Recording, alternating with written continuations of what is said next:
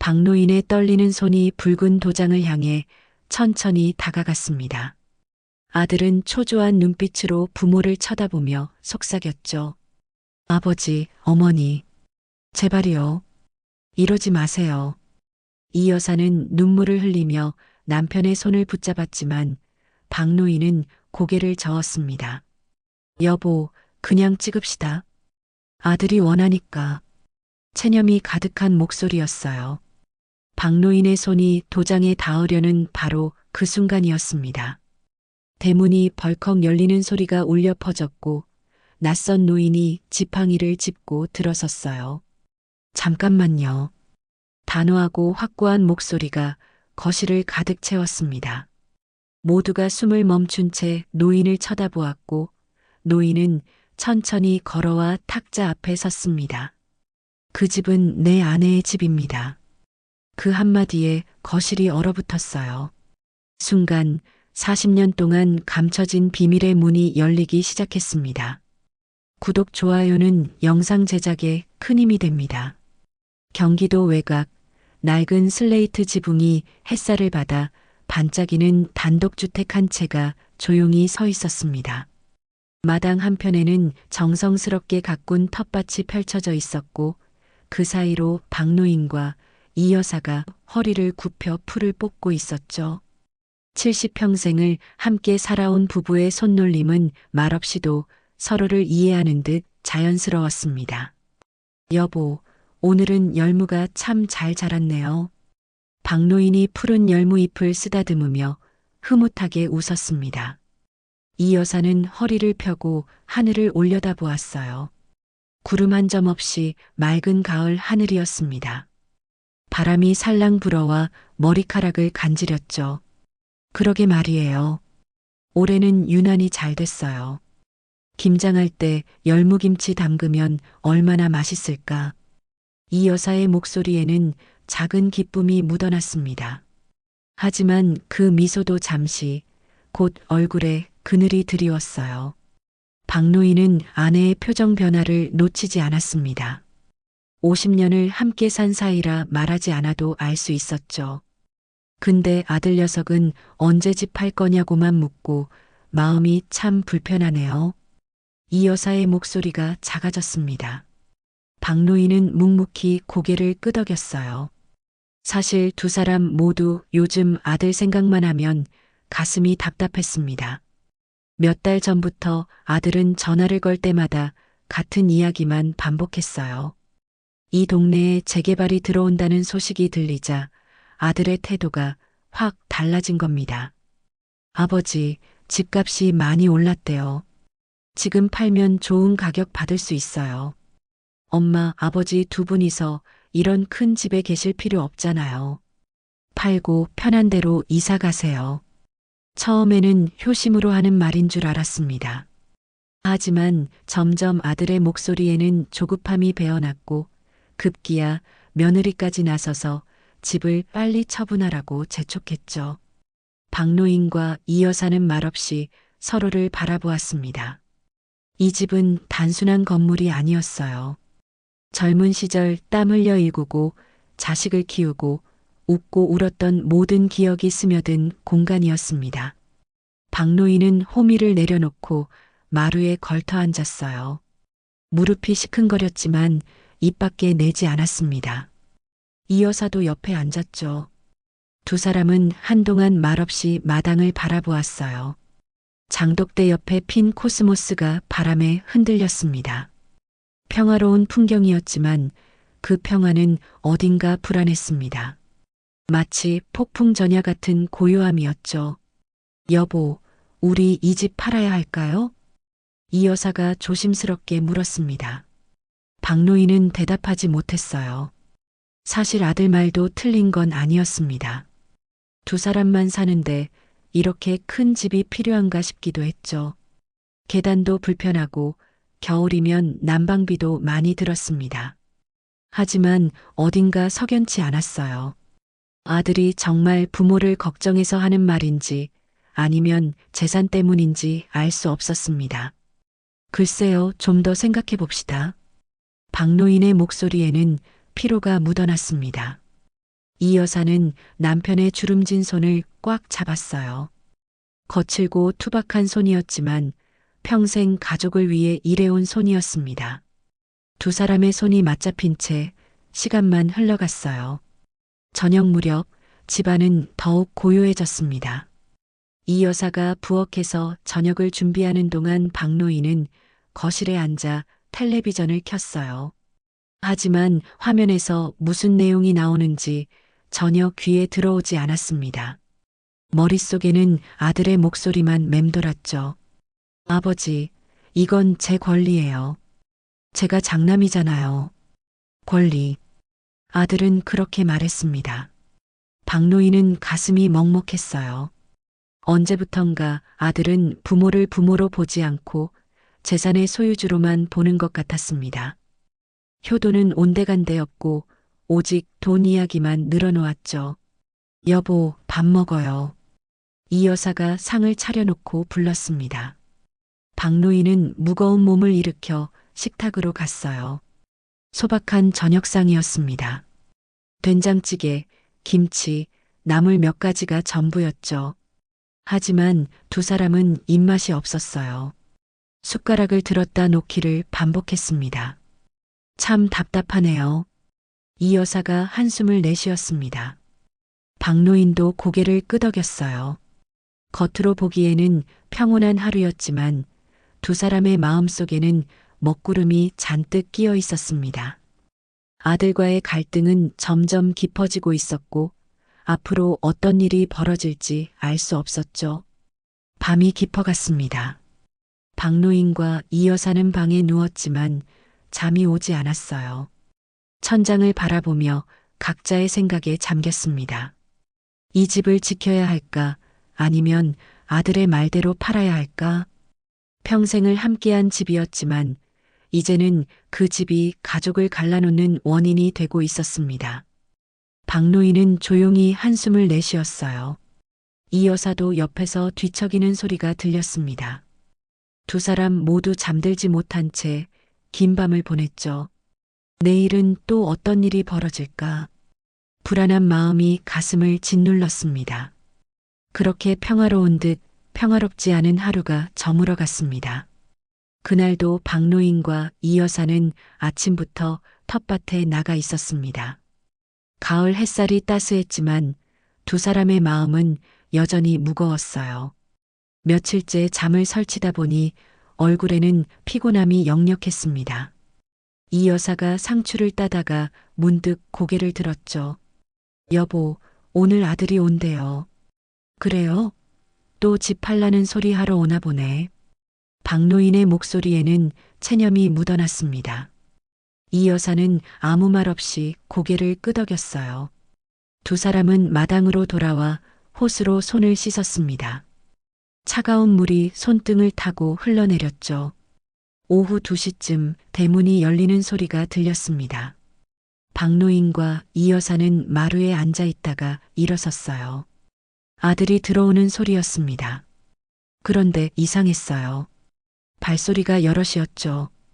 아들 혼자 온 게 아니었습니다. 아버지, 어머니 계세요? 아들의 목소리가 들려왔습니다.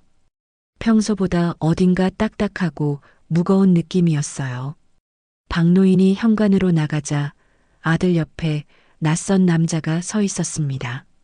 정장을 말끔하게 차려입은 50대 중반쯤 되어 보이는 남자였죠. 손에는 서류 가방을 들고 있었습니다. 아버지, 이분은 김 변호사님이십니다. 아들이 소개했습니다. 변호사라는 말에 박노인의 얼굴이 굳어졌어요. 이 여사도 뒤에서 나오다가 그 광경을 보고 멈춰 섰습니다. 변호사를 데려온 걸 보니 뭔가 심상치 않았죠. 안녕하십니까? 김 변호사입니다. 변호사가 공손하게 인사했습니다. 박노인은 어색하게 고개를 끄덕였어요. 일행은 거실로 들어갔습니다. 이 여사가 서둘러 물을 따라 내왔지만 아무도 손대지 않았어요. 분위기가 차갑게 가라앉았습니다. 아들은 소파에 앉더니 곧바로 본론을 꺼냈습니다. 아버지, 어머니, 오늘은 중요한 이야기를 하러 왔어요. 이제 더 이상 미룰 수 없어요. 무슨 소리냐? 박노인이 물었습니다. 목소리가 떨렸어요. 아들은 잠시 침묵하더니 변호사를 쳐다보았습니다. 변호사가 서류 가방에서 서류 뭉치를 꺼냈죠. 두툼한 서류였습니다. 아버지, 어머니, 이건 상속 포기 각서입니다. 아들이 서류를 탁자 위에 펼쳐 놓았습니다. 박노인과 이 여사는 그 서류를 멍하니 바라보았어요. 상속 포기 각서라는 제목이 또렷하게 보였습니다. 아들은 침착하게 말을 이어갔어요. 이 집은 어차피 제 겁니다. 제가 장남이고 법적으로도 당연히 제가 상속받게 되어 있어요. 그런데 지금 재개발 때문에 절차가 복잡해지고 있어요. 그러니까 미리 정리하는 게 좋겠어요. 무슨 소리를 하는 거냐? 우리가 아직 살아있는데. 박노인의 목소리가 높아졌습니다. 이 여사는 옆에서 남편의 팔을 붙잡았어요. 떨리는 손이었습니다. 아들은 당황하지 않고 차분하게 설명했죠. 아버지, 오해하지 마세요. 지금 당장 집을 빼앗겠다는 게 아니에요. 그냥 서류상으로만 정리하는 겁니다. 두 분은 계속 여기 사시면 돼요. 다만 명의만 제 앞으로 옮기는 거예요. 변호사가 끼어들었습니다. 어르신, 요즘은 이런 경우가 많습니다. 미리 정리해 두시면 나중에 상속세 문제도 없고 절차도 간단해집니다. 아드님 말씀이 틀리지 않으세요. 변호사의 말에는 설득력이 있었습니다. 하지만 박노인은 고개를 저었어요. 뭔가 석연치 않았습니다. 이건 단순한 서류 정리가 아니었어요. 아들이 집을 차지하려는 속셈이 뻔히 보였죠.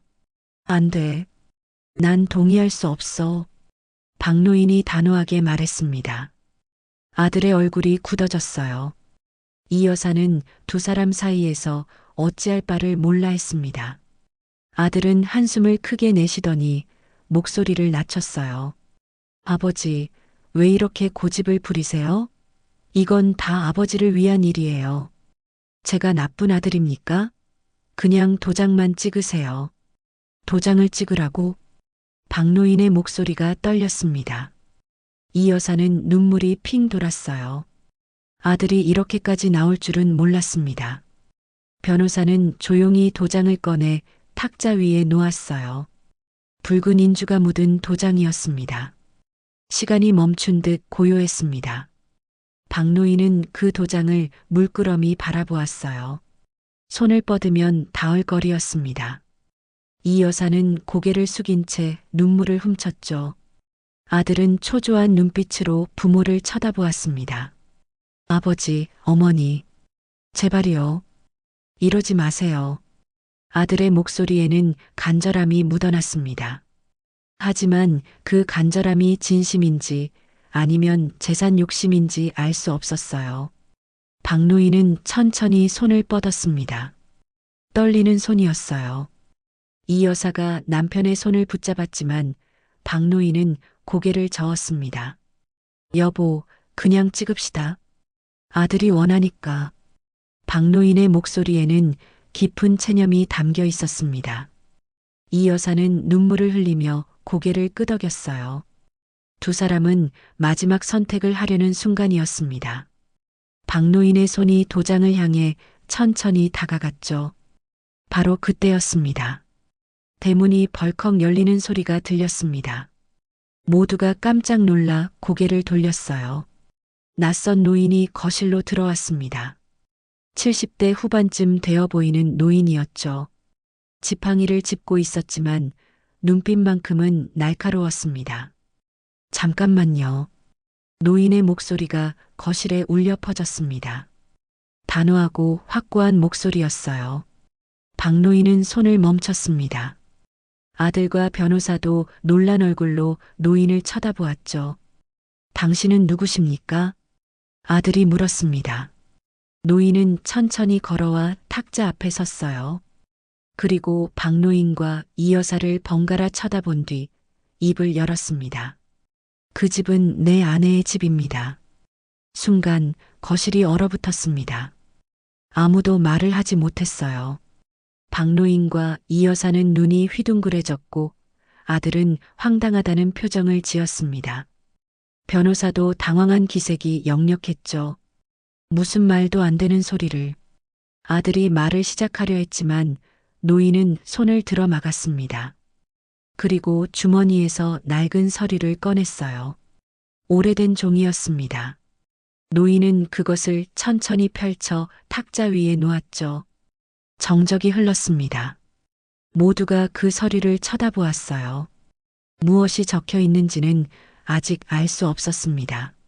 하지만 분명한 건 이 순간부터 모든 것이 달라질 거라는 사실이었습니다. 거실은 숨소리조차 들릴 만큼 조용했습니다. 낯선 노인이 펼쳐놓은 서류를 모두가 응시했어요. 누렇게 바랜 종이였습니다. 오래된 문서임을 한눈에 알 수 있었죠. 노인은 천천히 입을 열었습니다. 제 이름은 최봉수입니다. 이 집은 40년 전 제 아내가 친정에서 받아온 집입니다. 최 노인의 목소리는 떨림없이 단단했어요. 박노인과 이 여사는 서로를 쳐다보았습니다. 두 사람의 얼굴에는 당혹감이 역력했죠. 아들은 황당하다는 듯 코웃음을 쳤어요. 무슨 거짓말입니까? 여긴 우리 집이에요. 우리가 30년 넘게 살아온 집이라고요. 아들의 목소리가 높아졌습니다. 변호사도 난처한 표정으로 서류를 들여다보았어요. 최 노인은 침착하게 그 서류를 가리켰습니다. 여기 보십시오. 이 집의 원래 소유주는 제 아내 최혜숙이었습니다. 40년 전 명의가 이 여사 앞으로 넘어갔지만 그건 임시 조치였어요. 제 아내는 돌아가시기 전까지 이 집을 돌려받기를 원했습니다. 최 노인의 말에 이 여사의 얼굴이 하얗게 질렸어요. 박 노인은 아내를 쳐다보았습니다. 이 여사는 입술을 떨며 고개를 숙였죠. 무언가 알고 있는 듯 했습니다. 여보, 이게 무슨 소리요? 박 노인이 조용히 물었습니다. 이 여사는 대답하지 못했어요. 최 노인은 계속해서 말을 이어갔습니다. 제 아내 최혜숙과 이 여사는 같은 직장에서 일했습니다. 자매처럼 가까운 사이였죠. 그런데 40년 전 제 아내가 큰 병에 걸렸어요. 수술비가 급히 필요했습니다. 최 노인의 목소리에는 오랜 세월의 한이 묻어났습니다. 거실의 공기가 무거워졌어요. 박 노인은 숨을 멈춘 듯 노인의 말을 들었습니다. 당시 우리는 돈이 없었어요. 이 집밖에 없었죠. 그래서 이 집을 담보로 돈을 빌리려 했는데 은행에서 거절당했습니다. 그때 이 여사가 도와주겠다고 나섰어요. 집 명의를 본인 앞으로 잠시 옮겨놓으면 대출을 받을 수 있다고 했죠. 이 여사의 어깨가 떨렸습니다. 박 노인은 아내를 물끄러미 쳐다보았어요. 아들은 여전히 믿을 수 없다는 표정이었지만 변호사는 진지한 얼굴로 서류를 검토하기 시작했습니다. 그래서 명의를 이 여사 앞으로 넘겼어요. 1년만 빌린다는 약속이었습니다. 제 아내가 회복하면 다시 돌려받기로 했죠. 하지만 세월이 흐르고 어느새 40년이 지나버렸습니다. 최 노인의 목소리가 잠시 떨렸어요. 오랜 세월 동안 쌓인 억울함이 느껴졌습니다. 박 노인은 천천히 고개를 끄덕였어요. 문득 오래전 기억이 떠올랐습니다. 결혼 초기였습니다. 박 노인이 장모님을 뵈러 갔을 때였어요. 장모님이 술 한잔 하시며 말씀하셨죠. 사위, 내 아내가 시집 올 때 집을 들여왔단다. 그 집에서 잘 살아라. 당시에는 무슨 뜻인지 잘 몰랐습니다. 그냥 지참금처럼 받은 집이려니 했죠. 하지만 지금 생각해보니 장모님의 표정이 어딘가 불편해 보였어요. 무언가 숨기는 듯한 느낌이었습니다. 박 노인은 그제야 그 의미를 깨달았어요. 여보, 박 노인이 아내를 불렀습니다. 이 여사는 고개를 들지 못했어요. 눈가에 눈물이 맺혔습니다. 아들은 여전히 화가 난 얼굴로 최 노인을 쳐다보았죠. 말도 안 됩니다. 40년이나 지났는데 지금 와서 무슨 소리예요? 그동안 한 번도 찾아오지 않았잖아요. 아들의 목소리가 거실에 울려 퍼졌습니다. 최 노인은 쓸쓸하게 웃었어요. 찾아오지 않은 게 아닙니다. 찾아올 수 없었어요. 제 아내가 돌아가시기 전까지 우리는 이 여사를 믿었습니다. 언젠가 돌려줄 거라고 생각했죠. 하지만 제 아내는 끝내 이 집을 돌려받지 못하고 세상을 떠났습니다. 최 노인의 목소리에는 깊은 슬픔이 담겨 있었어요. 이 여사는 두 손으로 얼굴을 가렸습니다. 어깨가 들썩였죠. 울고 있는 게 분명했습니다. 변호사가 조심스럽게 입을 열었어요.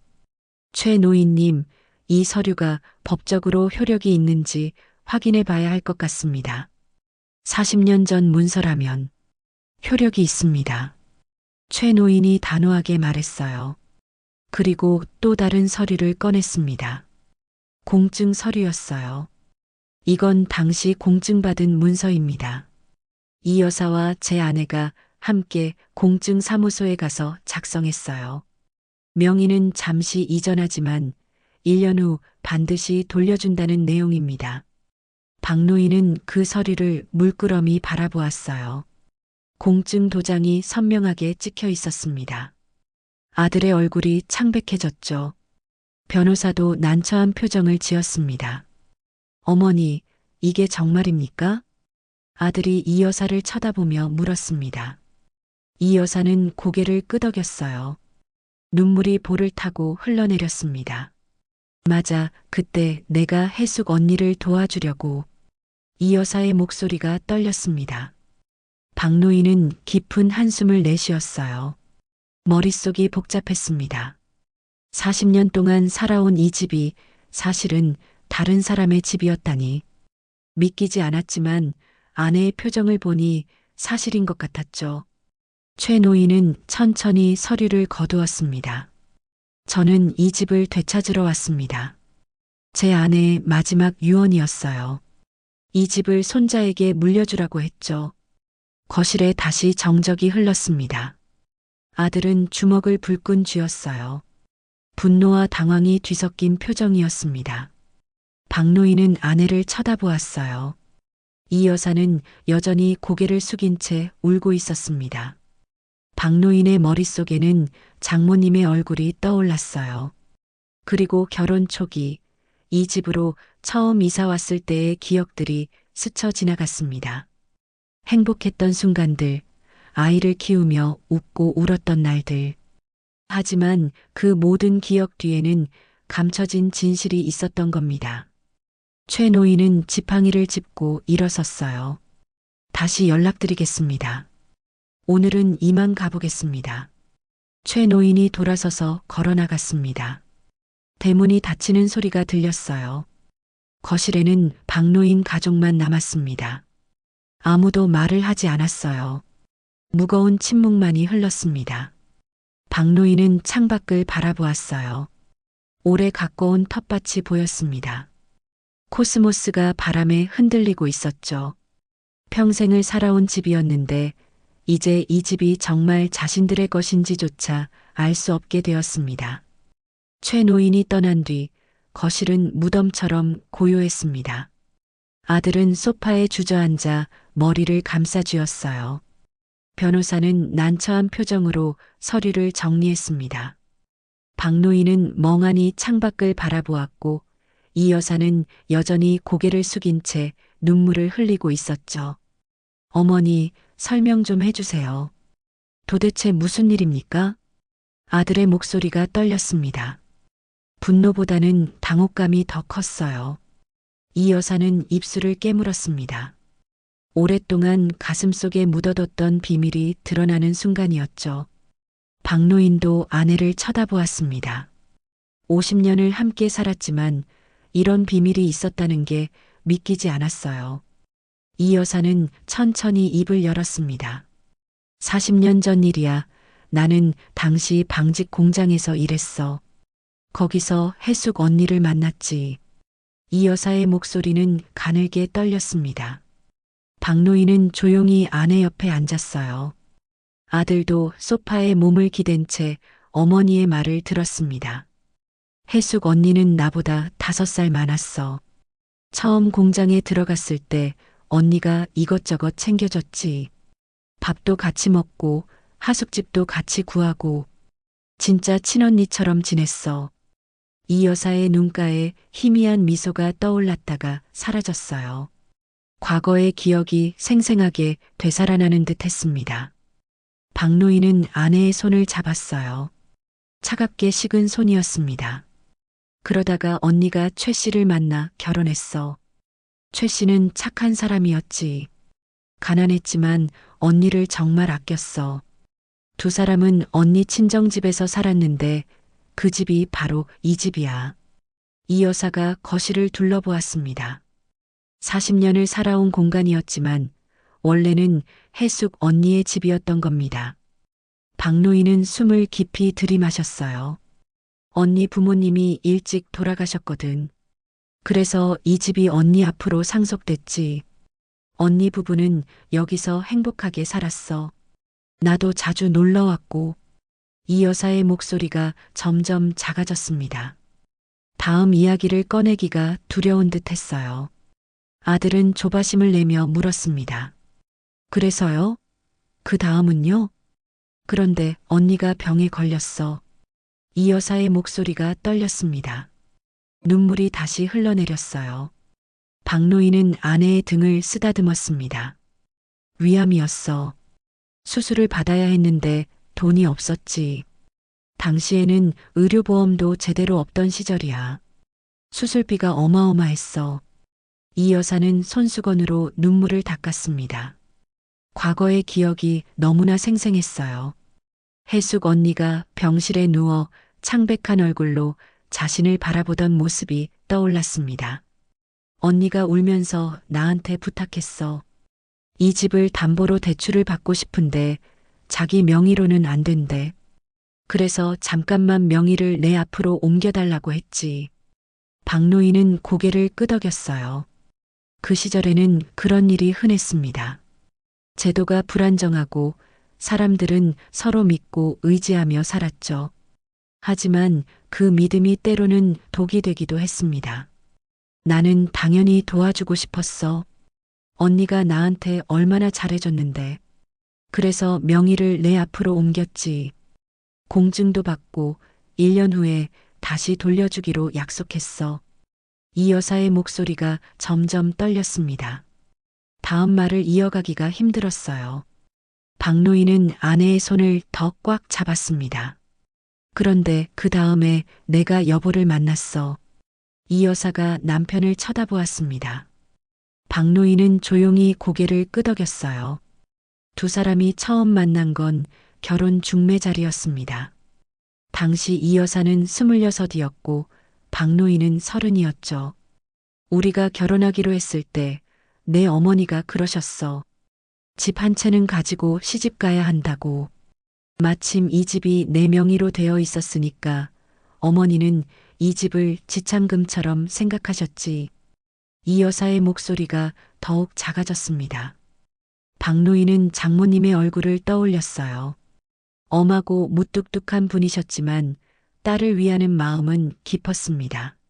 나는 어머니한테 말씀드렸어. 이 집은 혜숙 언니 집이라고 1년만 빌린 거라고. 그런데 어머니는 들은 척도 안 하셨어. 이미 내 명이니까 내 집이라고 하셨지. 이 여사는 눈을 감았습니다. 그때의 혼란스러웠던 감정이 되살아났어요. 26 나이에 결혼을 앞두고 어머니와 언니 사이에서 갈등하던 그 시절이 너무나 생생했습니다. 결혼하고 이 집으로 이사 왔을 때 혜숙 언니가 찾아왔어. 언니는 수술을 잘 받고 퇴원한 상태였지. 집을 돌려달라고 했어. 이 여사의 손이 떨렸습니다. 박노인은 그제야 모든 걸 이해했어요. 아내가 그동안 얼마나 고민했을지, 얼마나 괴로워했을지 짐작이 갔습니다. 하지만 나는 돌려주지 못했어. 우리도 살 곳이 필요했으니까. 게다가 곧 내가 태어날 예정이었잖아. 이 여사가 아들을 쳐다보았습니다. 아들은 복잡한 표정으로 고개를 숙였어요. 언니한테 미안하다고 했어. 조금만 기다려달라고 몇 년 후에 꼭 돌려주겠다고 약속했지. 언니는 울면서 돌아갔어. 그게 마지막이었어. 이 여사의 목소리가 끊겼습니다. 흐느낌이 터져 나왔어요. 박노인은 아내를 꼭 안아줬습니다. 40년 동안 가슴에 품고 살아온 죄책감이 얼마나 무거웠을까요? 그 후로 언니는 다시 연락하지 않았어. 나도 용기가 없어서 찾아가지 못했지. 그렇게 세월이 흘렀어. 어느 날 소식을 들었는데 언니가 돌아가셨다고 하더라. 거실에 무거운 침묵이 흘렀습니다. 아들은 두 손으로 얼굴을 감싸 쥐었어요. 변호사는 조용히 자리에서 일어나 밖으로 나갔습니다. 이제 이건 법의 문제가 아니라 양심의 문제였죠. 박노인은 깊은 한숨을 내쉬었습니다. 평생 살아온 이 집이 사실은 아내의 빚이었던 겁니다. 갚지 못한 빚. 이 여사는 40년 동안 그 빚을 가슴에 품고 살아왔던 거예요. 여보, 나는 언니한테 너무 미안해. 평생 그 생각만 하면 가슴이 아팠어. 이 여사가 남편의 품에서 울었습니다. 박노인은 아내의 머리를 쓰다듬었어요. 화가 나지 않았습니다. 오히려 아내가 그동안 얼마나 힘들었을까 싶어 마음이 아팠죠. 아들은 소파에 앉은 채 천장을 올려다보았습니다. 상속받을 줄 알았던 집이 사실은 다른 사람의 집이었습니다. 아니, 어쩌면 처음부터 자신들의 집이 아니었던 거예요. 며칠이 흘렀지만 집안 분위기는 여전히 무거웠습니다. 이 여사는 밥도 제대로 먹지 못했어요. 죄책감에 시달리며 밤마다 잠을 설쳤죠. 박노인도 말수가 줄었습니다. 아들은 매일 전화를 걸어왔지만 박노인은 받지 않았어요. 무슨 말을 해야 할지 알 수 없었습니다. 그러던 어느 날 아침 아들이 갑자기 집에 들이닥쳤습니다. 얼굴이 불그락푸르락했어요. 밤새 술을 마신 듯 눈이 충혈되어 있었죠. 박노인과 이 여사는 마당에서 아들을 맞았습니다. 아버지, 어머니. 아들의 목소리가 떨렸습니다. 분노가 가득했어요. 박노인은 조용히 아들을 쳐다보았습니다. 이 여사는 고개를 숙였죠. 이게 무슨 일입니까? 우리 집이 남의 집이었다고요? 그걸 지금까지 숨기셨어요? 아들이 소리쳤습니다. 목소리가 마당 전체에 울려 퍼졌어요. 박노인은 한숨을 내쉬었습니다. 아들아, 진정해라. 일단 들어와서 이야기하자. 진정하라고요? 제가 어떻게 진정합니까?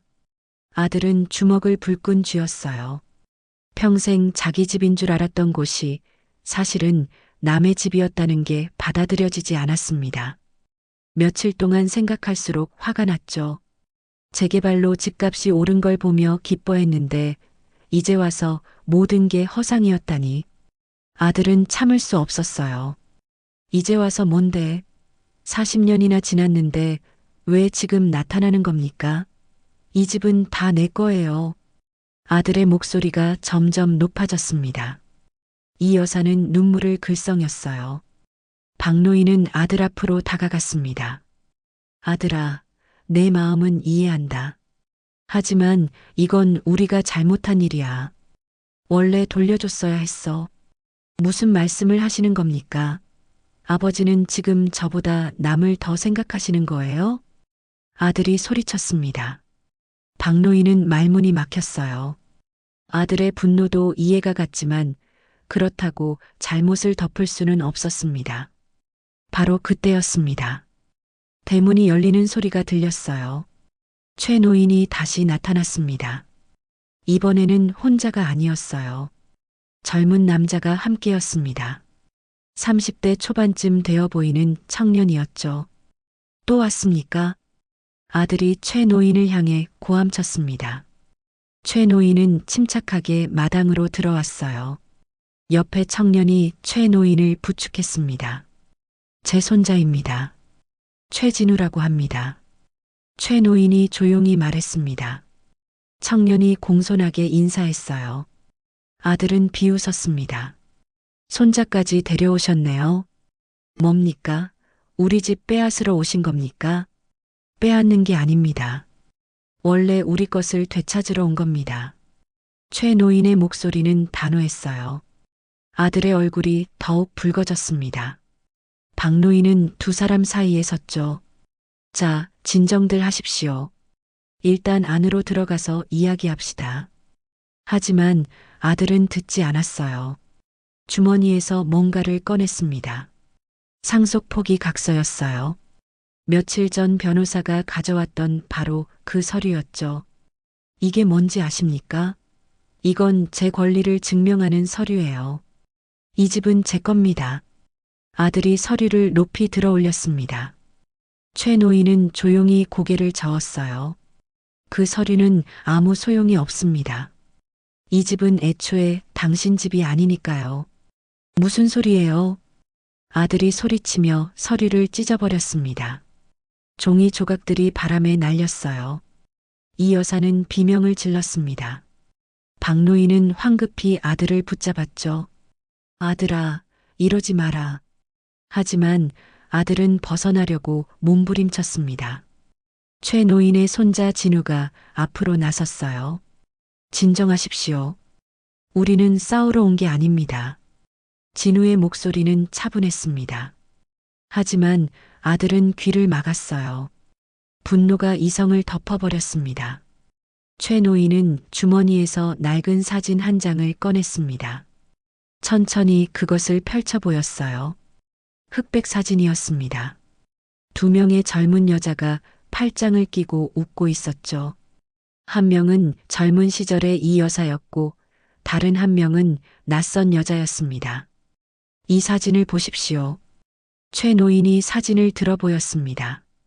박 노인과 이 여사는 그 사진을 물끄러미 바라보았어요.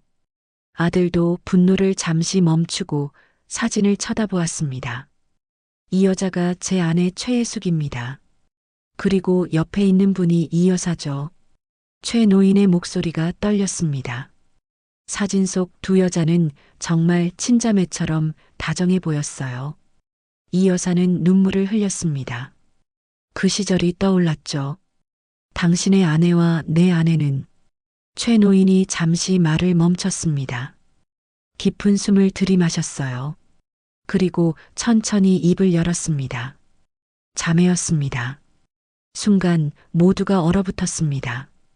박 노인의 눈이 커졌어요. 아들은 입을 벌린 채 최 노인을 쳐다보았습니다. 이 여사는 고개를 가로저었죠. 아니에요. 우리는 자매가 아니에요. 그냥 친구였어요. 아닙니다. 최 노인이 단호하게 말했습니다. 또 다른 서류를 꺼냈어요. 오래된 호적 등본이었습니다. 내 아내 최혜숙의 호적을 찾아봤습니다. 여기 보십시오. 혜숙에게는 의붓동생이 있었습니다. 바로 이 여사, 당신입니다. 박 노인은 그 서류를 받아들었어요. 떨리는 손으로 천천히 읽어 내려갔습니다. 거기에는 분명히 적혀 있었죠. 최혜숙의 아버지가 재혼하면서 들어온 딸. 그게 바로 이 여사였습니다. 이 여사는 주저앉았어요. 얼굴이 창백해졌습니다. 나는 몰랐어요. 어렸을 때 부모님이 돌아가셨고 고아원에서 자랐어요. 혜숙 언니를 공장에서 처음 만났을 때 언니가 그냥 친절하게 대해준 줄만 알았어요. 이 여사의 목소리가 끊겼습니다. 최 노인은 고개를 끄덕였어요. 내 아내는 알고 있었습니다. 당신이 의붓동생이라는 걸. 하지만 말하지 않았어요. 당신이 상처받을까봐. 그냥 친구처럼 지내고 싶었던 거죠. 박 노인은 무릎이 꺾이는 듯 했습니다. 아내와 혜숙 언니가 자매였다니. 그렇다면 이 집은 원래 아내의 집이기도 했던 겁니다. 하지만 동시에 언니의 집이기도 했죠. 내 아내는 병으로 죽어가면서도 당신을 원망하지 않았습니다. 다만 마지막 유언을 남겼어요. 최 노인의 목소리가 떨렸습니다. 눈가에 눈물이 맺혔어요. 이 집을 반드시 내 손자에게 돌려달라고. 그게 해숙의 마지막 소원이었습니다. 박노인은 쓰러질 듯 비틀거렸어요. 아들이 급히 아버지를 부축했습니다. 이 여사는 땅바닥에 주저앉아 울었어요. 40년 동안 숨겨져 있던 진실이 드러나는 순간이었습니다. 마당에는 깊은 침묵만이 흘렀습니다. 이 여사는 땅바닥에 주저앉은 채 흐느꼈어요. 박노인은 아내 옆에 무릎을 꿇고 앉았습니다. 아들은 멍하니 서 있었고 최 노인과 진우도 말없이 그 광경을 지켜보았죠. 한참이 지나서야 이 여사가 떨리는 목소리로 입을 열었습니다. 맞습니다. 모두 제 잘못입니다. 이 여사의 목소리는 가늘게 떨렸어요. 오랫동안 가슴속에 묻어뒀던 죄책감이 터져나오는 순간이었습니다. 젊은 시절 해숙 언니가 병원비가 없어서 이 집을 제 이름으로만 돌려놨습니다. 언제든 돌려줘야 했는데 이렇게 세월이 흘렀네요. 이 여사는 얼굴을 두 손으로 가렸어요. 눈물이 손가락 사이로 흘러내렸습니다. 박노인은 아내의 어깨에 손을 얹었죠. 아무 말도 하지 않았지만 그 손길에는 위로가 담겨 있었습니다. 처음에는 정말 돌려주려고 했어요. 하지만 결혼하고 아이가 생기고 살 곳이 필요했어요. 시간이 지날수록 돌려주기가 더 어려워졌죠. 이 여사의 고백은 계속 이어졌습니다. 40년 동안 쌓인 이야기들이 쏟아져 나왔어요. 박노인은 조용히 듣고 있었습니다. 최 노인도 묵묵히 고개를 끄덕였죠. 언니가 돌아가셨다는 소식을 들었을 때 가슴이 찢어지는 것 같았어요. 장례식장에 가고 싶었지만 용기가 없었습니다. 어떤 얼굴로 가겠어요. 약속을 지키지 못한 사람이. 이 여사는 목이 메어 더 이상 말을 잇지 못했어요. 박노인은 깊은 한숨을 내쉬었습니다.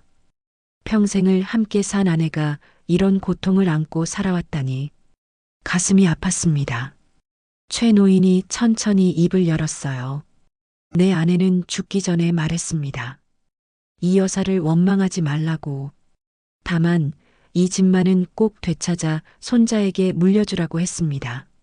최 노인의 목소리에는 슬픔이 묻어났습니다.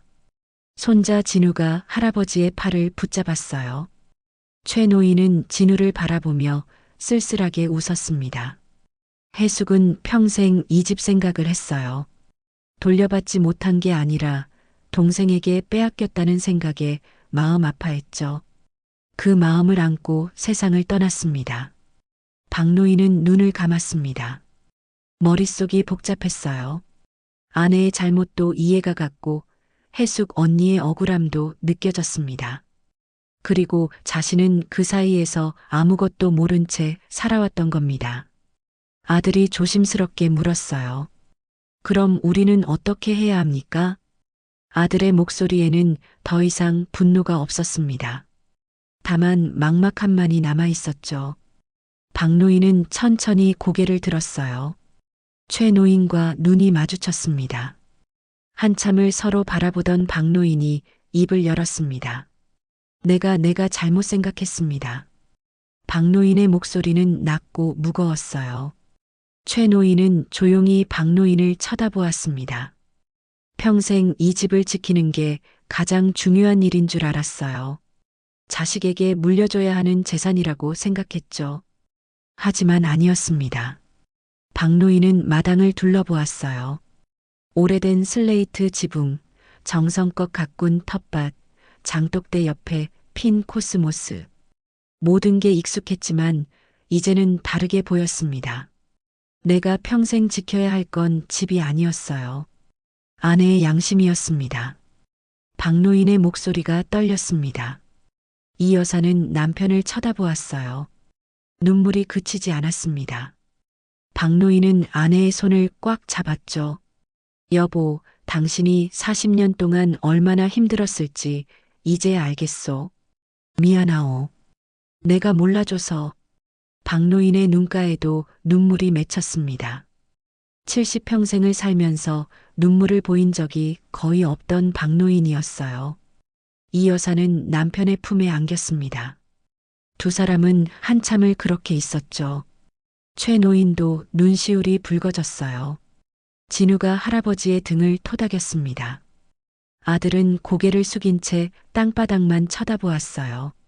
마음이 복잡했습니다. 박노인이 천천히 일어났습니다. 이 여사도 남편의 손을 잡고 일어섰어요. 두 사람은 최 노인 앞에 섰습니다. 최 어르신, 죄송합니다. 우리가 잘못했습니다. 박노인이 깊이 고개를 숙였어요. 이 여사도 함께 허리를 굽혔습니다. 최 노인은 두 사람을 일으켰어요. 이제라도 진실을 마주하셨으니 다행입니다. 최 노인의 목소리는 부드러워졌습니다. 분노나 원망은 없었어요. 다만 오랜 세월 품어온 슬픔만이 남아 있었죠. 박노인은 텃밭을 바라보았습니다. 싱싱하게 자란 열무, 상추, 고추, 모두 정성껏 가꾼 것들이었어요. 하지만 이제 그것들도 다르게 보였습니다. 집도 땅도 모든 것이 결국 한때 빌려 쓰는 것에 불과했죠. 우리가 진짜 지켜야 할 건 이 집이 아니었어요. 박노인이 중얼거렸습니다. 이 여사가 남편을 쳐다보았어요. 박노인은 아내를 보며 말을 이었습니다. 관계였습니다. 사람과 사람 사이의 약속, 믿음, 양심. 그게 진짜 유산이었어요. 박노인의 말에 모두가 침묵했습니다. 바람이 불어와 코스모스를 흔들었어요. 가을 햇살이 따스하게 마당을 비쳤습니다. 아들이 천천히 입을 열었어요. 아버지, 제가 잘못 생각했습니다. 아들의 목소리는 작았습니다. 박노인은 아들을 쳐다보았어요. 아들은 고개를 숙였습니다. 저는 이 집이 제 권리라고만 생각했어요. 부모님한테 받아야 할 재산이라고만 여겼죠. 하지만 그게 아니었네요. 아들은 눈물을 훔쳤습니다. 처음으로 자신의 욕심을 깨달은 순간이었어요. 박노인은 아들의 어깨에 손을 얹었습니다. 이제라도 알았으면 됐다. 박노인의 목소리는 따뜻했어요. 아들은 고개를 끄덕였습니다. 세 사람은 서로를 바라보았어요. 가족이었지만 그동안 서로를 제대로 이해하지 못했습니다. 집이라는 재산 때문에 오히려 멀어져 있었죠. 최 노인이 조용히 말했습니다. 이제 결정하셔야 합니다. 이 집을 어떻게 할 것인지.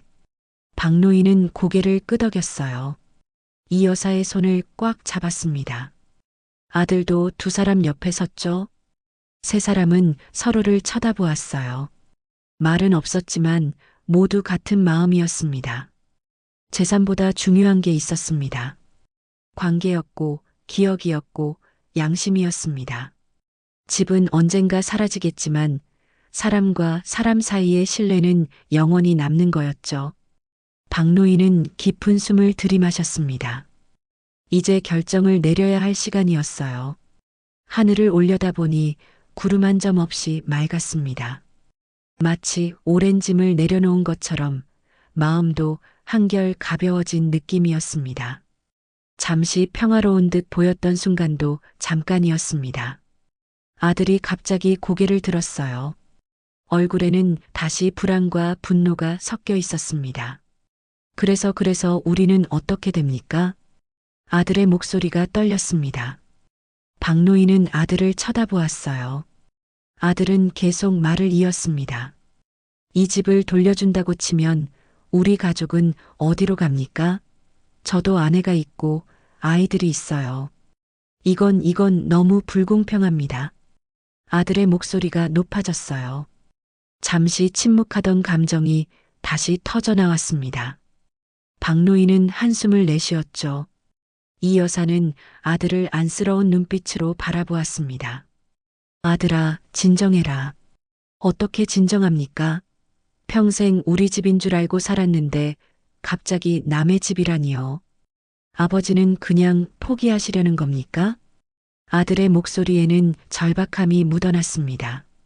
단순히 재산 욕심만은 아니었어요. 불안했습니다.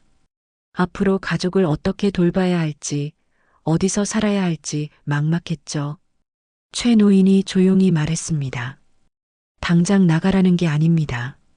다만 명의를 바로잡자는 겁니다. 명의요? 명의가 바뀌면 결국 이 집은 우리 것이 아니잖아요. 아들이 소리쳤습니다. 진우가 앞으로 나섰어요. 침착한 목소리로 말했습니다. 어르신, 저희도 당장 집을 비우라는 게 아닙니다. 충분히 시간을 들이고 합당한 방법을 찾을 겁니다. 하지만 아들은 듣지 않았어요. 고개를 가로저었습니다. 안 됩니다. 이 집은 우리가 30년 넘게 살았어요. 우리 것이에요. 40년 전 일을 지금 와서 들춰내는 건 말이 안 됩니다. 아들의 주장에도 일리가 있었습니다. 박노인도 아들의 마음을 이해했어요. 하지만 동시에 잘못을 바로잡아야 한다는 생각도 들었죠. 이 여사는 눈물을 흘리며 아들을 쳐다보았습니다. 아들아, 이건 우리가 잘못한 거야. 돌려줘야 해. 어머니까지 왜 그러세요? 아들이 소리쳤습니다. 분위기가 다시 험악해졌어요.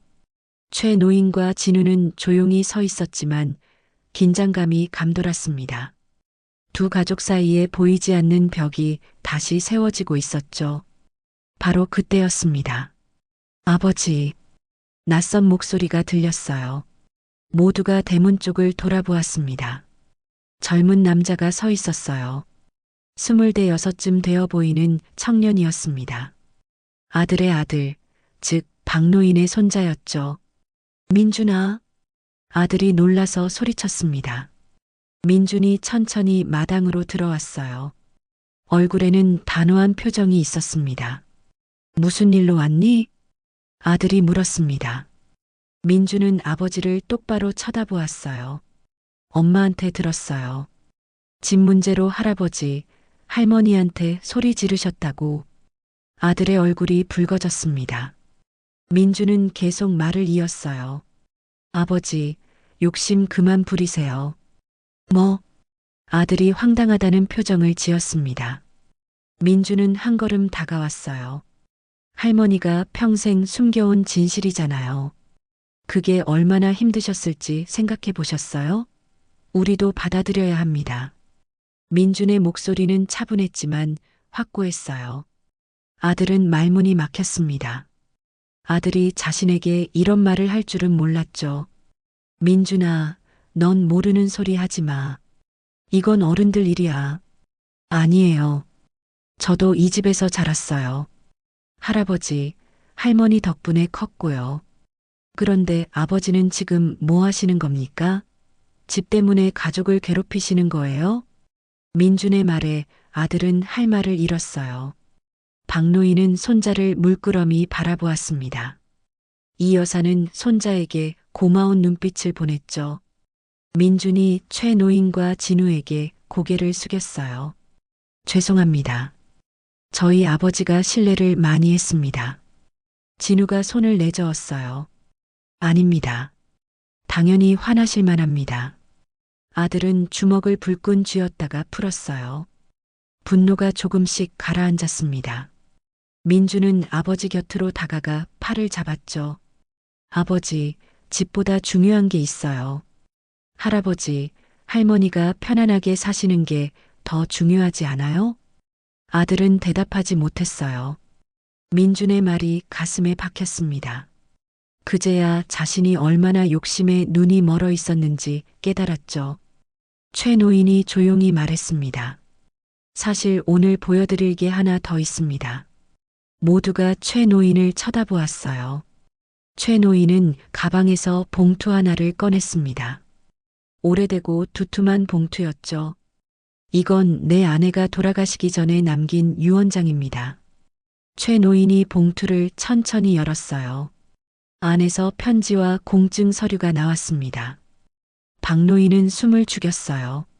이 여사도 긴장한 얼굴로 지켜보았습니다. 안에는 이렇게 적었습니다. 최 노인이 편지를 펼쳐 읽기 시작했어요. 이 집은 나의 동생 이 여사와 내가 함께 나눠야 할 유산이었습니다. 하지만 내 병 때문에 명의가 동생 앞으로 넘어갔고 그 뒤로 돌려받지 못했습니다. 나는 동생을 원망하지 않습니다. 다만 이 집이 두 집안의 화해와 공존을 위해 쓰이기를 바랍니다. 최 노인의 목소리가 떨렸어요. 모두가 숨을 죽이고 들었습니다. 내 남편과 손자에게 그리고 동생의 가족에게 부탁합니다. 이 집을 서로 싸우는 이유가 아니라 함께 살아갈 이유로 만들어주세요. 그것이 내 마지막 소원입니다. 편지를 다 읽은 최 노인은 조용히 종이를 내려놓았어요. 박 노인의 눈가에 눈물이 맺혔습니다. 이 여사는 얼굴을 가리고 울었어요. 아들도 고개를 숙였습니다. 민중과 진우도 눈시울이 붉어졌죠. 마당에는 침묵만이 흘렀습니다. 바람이 불어와 나뭇잎을 흔들었어요. 장독대 옆 코스모스가 조용히 흔들렸습니다. 박노인이 천천히 입을 열었어요. 해숙 씨 참 훌륭한 분이었습니다. 박노인의 목소리는 떨렸습니다. 최 노인은 고개를 끄덕였어요. 평생 동생을 생각했습니다. 원망보다는 걱정이 더 많았죠. 이 여사는 더 이상 참을 수 없었어요. 무릎을 꿇고 땅에 이마를 대었습니다. 언니 미안해요. 정말 미안해요. 이 여사의 울음소리가 마당에 울려 퍼졌습니다. 박노인이 아내를 일으켰어요. 아들도 어머니 곁으로 다가갔습니다. 민준이 할머니의 손을 잡았죠. 최 노인은 유언장을 다시 봉투에 넣었어요. 이제 우리가 결정할 일입니다. 해숙의 마지막 소원대로 이 집을 어떻게 할 것인지 모두의 시선이 집으로 향했습니다. 오래된 단독주택? 40년의 비밀을 품고 있던 집. 이제 그 집은 두 가족에게 새로운 의미를 갖게 될 참이었습니다. 그로부터 석 달이 흘렀습니다. 가을이 깊어지고 겨울이 오려는 어느 날 아침이었어요. 박노인은 일찍 일어나 마당으로 나왔습니다. 차가운 공기가 뺨을 스쳤죠. 숨을 내쉬니 하얀 입김이 피어올랐어요. 부엌에서는 이 여사가 아침 준비를 하고 있었습니다. 김치찌개 끓는 냄새가 마당까지 퍼졌어요. 박노인은 텃밭으로 걸어갔습니다. 열무는 이미 수확했고 이제 김장 배추가 자라고 있었죠. 박 어르신, 일찍 일어나셨네요. 뒤에서 목소리가 들렸습니다. 박노인이 돌아보니 최 노인이 지팡이를 짚고 걸어오고 있었어요. 박노인은 미소를 지었습니다. 최 어르신도 일찍 일어나셨구먼요. 두 노인은 나란히 텃밭을 바라보았습니다. 석 달 전 두 가족은 긴 이야기 끝에 결정을 내렸습니다. 집을 팔지 않기로 한 거예요. 대신 함께 살기로 했죠. 처음에는 쉽지 않았습니다. 서로 어색했고 조심스러웠어요. 하지만 시간이 지나며 조금씩 가까워졌습니다. 아침마다 함께 텃밭을 돌보고 저녁이면 마루에 앉아 차를 마셨죠. 배추가 잘 자랐습니다. 최 노인이 말했어요. 박 노인은 고개를 끄덕였습니다. 올해는 김장을 넉넉히 할 수 있겠어요. 최 어르신 댁목도 충분히 담그겠습니다. 고맙습니다. 두 노인은 편안하게 웃었어요. 석 달이라는 시간이 두 사람 사이의 벽을 허물어 놓았습니다. 처음엔 어색했지만 이제는 오랜 친구처럼 지내게 되었죠. 집 안쪽 작은 방에서 최 노인이 지내고 있었습니다. 원래 창고로 쓰던 공간이었는데 깨끗이 치우고 방으로 꾸몄어요. 크진 않았지만 따뜻하고 아늑했습니다. 최 노인은 만족스러워했죠. 밥 먹어요. 이 여사가 부엌에서 불렀습니다. 두 노인은 마당을 가로질러 집으로 들어갔어요. 거실 탁자에는 소박한 아침상이 차려져 있었습니다. 김치찌개, 김 나물 몇 가지가 전부였지만 정갈했어요. 잘 먹겠습니다. 최 노인이 공손하게 인사했습니다. 이 여사는 미소를 지었어요. 석 달 전과는 완전히 달라진 모습이었습니다. 이 여사는 이제 최 노인을 편하게 대했고 최 노인도 이 여사를 따뜻하게 대했죠. 세 사람은 조용히 밥을 먹었습니다. 말은 많지 않았지만 분위기는 평온했어요. 창밖으로 햇살이 들어왔습니다. 따스한 아침이었죠. 점심 무렵 대문이 열리는 소리가 들렸습니다. 아들 가족이 찾아왔어요. 민준과 며느리 그리고 어린 손녀까지 함께였습니다. 할아버지, 할머니, 손녀가 뛰어들어왔어요. 박노인은 손녀를 안아 올렸습니다. 이 여사도 반가운 얼굴로 맞이했죠. 어서 오너라. 배고프지? 네. 할머니 밥 먹으러 왔어요. 손녀가 환하게 웃었습니다. 아들과 며느리도 집 안으로 들어왔어요. 아들은 최 노인에게 공손하게 인사했습니다. 어르신, 안녕하세요. 그래요, 잘 지냈나요? 최 노인도 웃으며 인사를 받았어요. 석 달 사이에 아들도 많이 변했습니다. 처음엔 불만이 많았지만 점차 받아들이게 되었죠. 민준의 영향도 컸어요. 아들은 이제 집 욕심을 버렸습니다. 대신 부모님이 편안하게 사시는 게 더 중요하다는 걸 깨달았죠. 며느리가 부엌으로 가서 이 여사를 도왔어요. 음식을 더 준비했습니다. 아들과 민주는 마당에서 최 노인, 박 노인과 함께 앉았어요. 손녀는 마당을 뛰어다니며 놀았습니다. 아버지, 요즘 몸은 괜찮으세요? 아들이 물었습니다. 박 노인은 고개를 끄덕였어요. 좋아. 최 어르신 덕분에 외롭지도 않고 다행입니다. 아들은 진심으로 안도했어요. 처음엔 걱정했습니다. 낯선 노인과 함께 사는 게 부모님께 부담이 될까봐. 하지만 오히려 좋아 보였어요. 두 노인은 서로 의지하며 지내고 있었죠. 저녁 무렵 또 다른 손님이 찾아왔습니다. 최 노인의 손자 진우였어요. 진우는 주말마다 할아버지를 찾아왔습니다. 할아버지, 진우야 왔구나. 최 노인의 얼굴이 환해졌어요. 진우는 할아버지를 부축하며 마루에 앉았습니다. 박 노인은 진우에게도 자리를 권했죠. 진우 씨도 저녁 먹고 가세요. 감사합니다. 진우가 공손하게 인사했습니다. 저녁상이 차려졌어요. 두 가족이 함께 둘러앉았습니다. 박노인, 이 여사, 최 노인, 아들 가족, 그리고 진우까지 8명이 한 상에 둘러앉으니 북적거렸어요.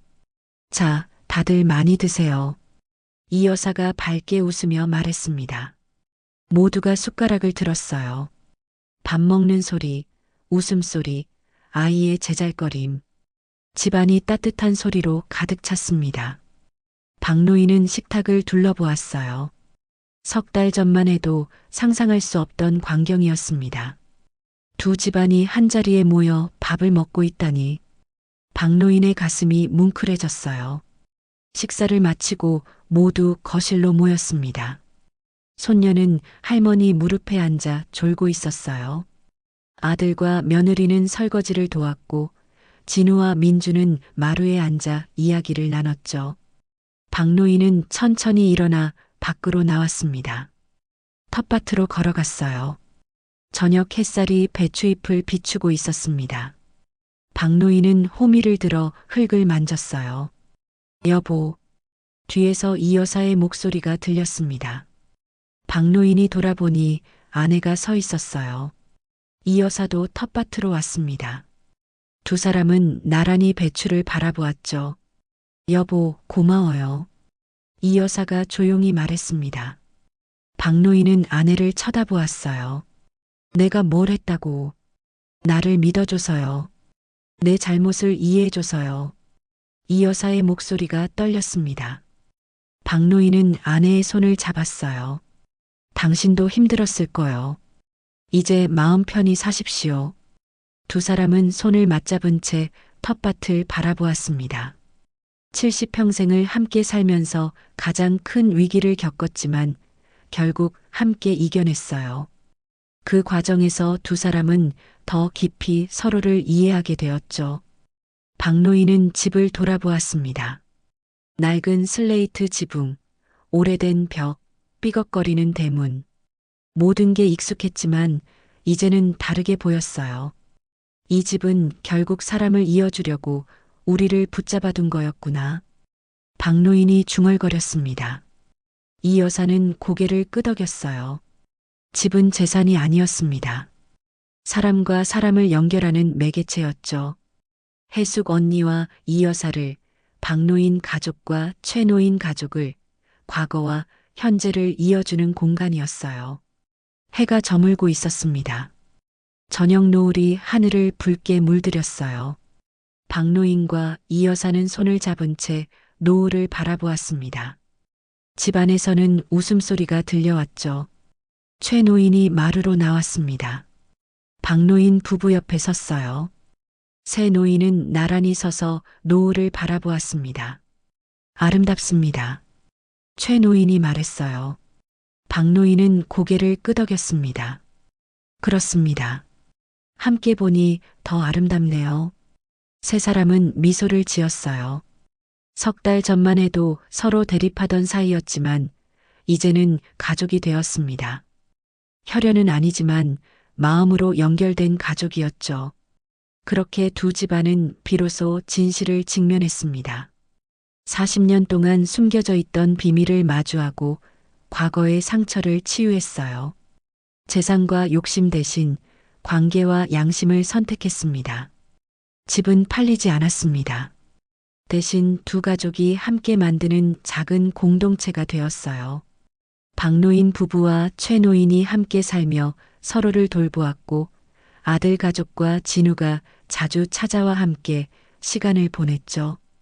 해숙 언니의 마지막 소원대로 이 집은 화해와 공존의 공간이 되었습니다. 서로 싸우는 이유가 아니라 함께 살아갈 이유가 된 거예요. 노을이 점점 짙어졌습니다. 박노인은 텃밭을 한 번 더 돌아보았어요. 내년 봄이 오면 또 씨앗을 뿌릴 겁니다. 최노인과 함께 땀 흘려 가꿀 거예요.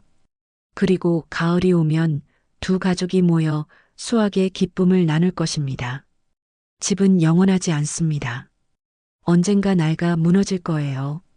하지만 이곳에서 쌓인 기억과 관계는 영원히 남을 겁니다. 그게 진정한 유산이었죠. 박노인은 깊은 숨을 들이마셨습니다. 가슴이 따뜻했어요. 70평생을 살면서 이렇게 마음이 편안한 적이 있었을까? 집도 돈도 재산도 중요하지 않았습니다. 사람이 전부였어요. 들어갑시다. 추워요. 이 여사가 남편의 팔을 잡았습니다. 박노인은 고개를 끄덕였어요. 새 노인은 천천히 집으로 들어갔습니다. 마루에서 가족들이 기다리고 있었죠. 문이 닫히고 집안에 불이 켜졌습니다. 따뜻한 빛이 창문으로 새어나왔어요. 어둠 속에서 그 집만이 환하게 빛났습니다. 새로운 가족의 형태로 살아가는 사람들의 이야기. 그 이야기는 오늘도 계속되고 있습니다.